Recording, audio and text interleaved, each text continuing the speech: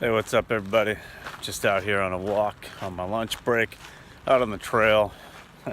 Spring has finally sprung here in Canada. If you follow me on Strava, I've been out for a couple nice 8K runs, 5-mile runs the last couple days. Just beautiful. We've definitely made that turn.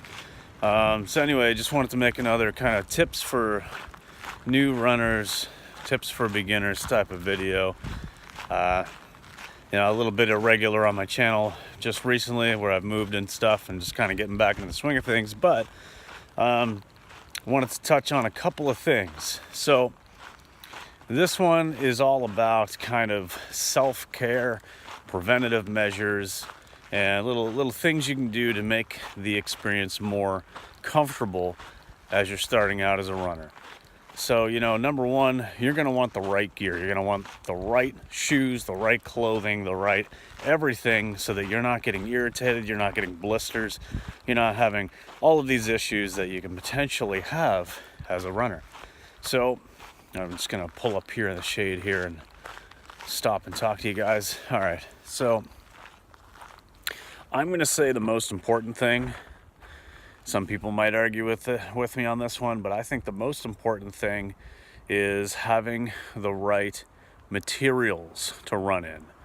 So yes, you're going to want good running shoes and stuff like that, but if you have really good running shoes, but you're still running in like cotton socks and cotton boxers or underwear, you're going to have some problems. Your feet might feel okay, you might be able to run all right, but you're going to have blisters, you're going to have chafing, you're going to have all kinds of issues.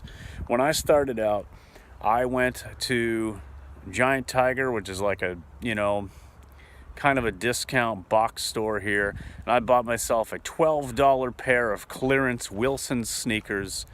And actually they rang up wrong, so their policy was to give me $10 off, so I paid $2 for these sneakers, and I thought, sweet, now I've got some sneakers, I can go running. So I had $2 sneakers. I was running in my regular socks, regular boxers, and everything else. Well, suffice it to say, things did not go well. I think I got about 73 or 75 kilometers out of those shoes, 45 miles or something, and it was like, yeah, these just hurt. This is no good. So obviously you want to get yourself a good pair of shoes, and I'll get into that maybe another time in another video. It's talking specifically about shoes, but I also had a lot of blisters. So you're going to want to make sure that you're not running in cotton. That's dumb. That holds the moisture, and it chafes and it blisters. You don't want to be doing that. Get yourself some good technical socks, polyester material or something like that. And, it's going to make all the difference in the world. One thing for sure that's going to help even more, once you've got the proper technical clothing, so you've got some polyester or something, you've got the right socks, you've got the right underwear, and, the right shirts as well. Shirt probably isn't as important, I'm going to say, because there's probably less areas that are prone to chafing, but you will overheat if you're wearing like a regular cotton t-shirt. You're going to sweat a lot, you're going to get overheated. It's not going to be as comfortable if you're wearing a nice light technical tee. Sometimes I'll wear a regular t-shirt in the wintertime or something if I'm out, though, just because I want to stay the extra bit warm. But okay, get yourself some Body Glide. There are other brands as well, but basically like some kind of a balm, an anti-chafing, anti-blistering, a lubricant of sorts. Sorry, the wind's picking up here a little bit. Hopefully it's not too loud for you guys, but pick yourself up some of this stuff, a stick of this lubricant. Some people just use like regular Vaseline or petroleum jelly or something like that.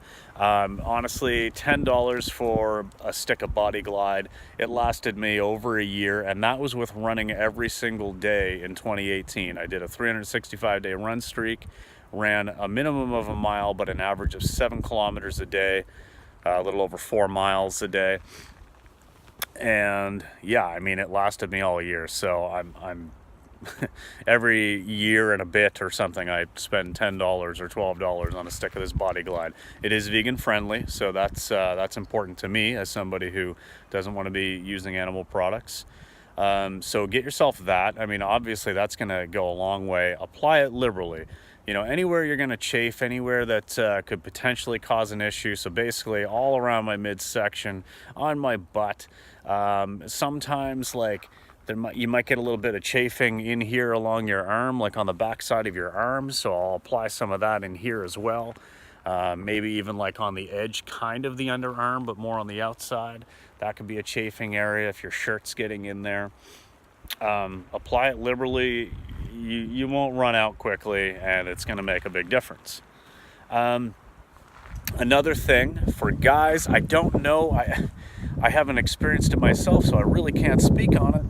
I know that women, you can get some good sports bras and stuff that are helpful, but I honestly just don't know, so I can't speak on it. But for guys, one thing that can be an issue if you're running, especially out on longer runs, is you could get some chafing of the nipples. I have had some bad chafing on my nipples before. It is brutal. It absolutely sucks. And so that was on a day that I was out. It was a cold day, so the nipples were already a little bit perky.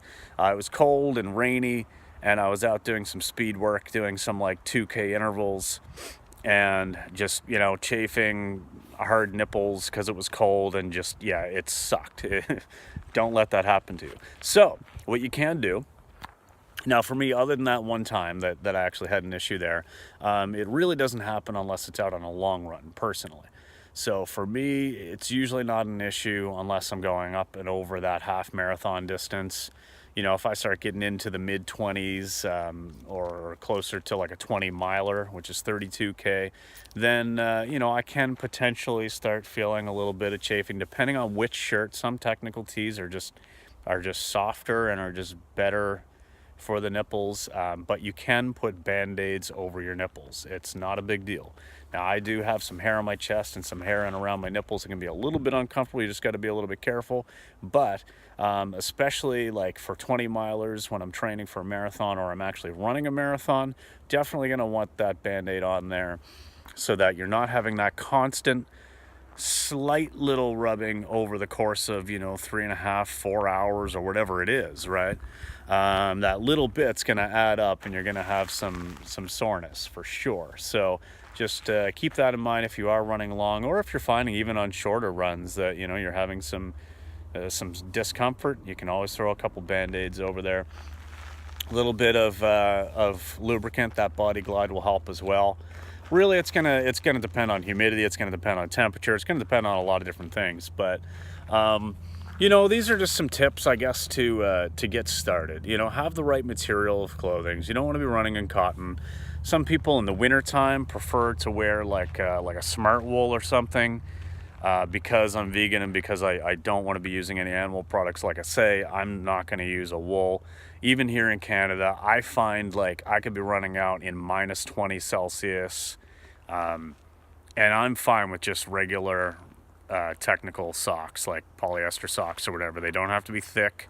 They don't have to be anything super warm. I can just wear those in my sneakers, and I'm fine. But if you do need a little bit extra and you don't want to use a smart wool or something like that, I have doubled up on my running socks before, and that was plenty, because I've done that before. Like when I was kind of first starting out, it was like minus 27 with wind chill or something. I was like, okay, well, I'm going to put 2 pairs on and see what happens, and I was fine with that. So I guess it's just worth making those investments early on so that you're not uncomfortable, because what you want to do is you want to be able to get into the swing of things. You want to be able to enjoy the process and enjoy the quality of runs and enjoy your improvement as a runner. And when you start seeing like, hey, I just ran 3 kilometers without stopping, or 2 miles without stopping, or even honestly like hitting that first mile without having to stop is a huge accomplishment. Or whatever it is, it's nice to be able to feel those things and then not go home and be all beat up and blistered, and nobody wants that. So there are preventative measures you can take. Definitely do so. I'll start a new video on footwear, but on which shoes and stuff, and kind of how to go about that. But don't go buy $12 Wilsons, and it's nothing against the brand Wilson. I'm sure you're great at volleyballs and supporting characters in the movie Castaway, but you're not a running shoe that's going to go any distance. So All right, that's it, guys. If you have any topics or questions or comments or anything that you want me to discuss during these little episodes, let me know down in the comments below, and I'll be sure to address them. So thanks very much for watching. We'll see you in the next one. Peace.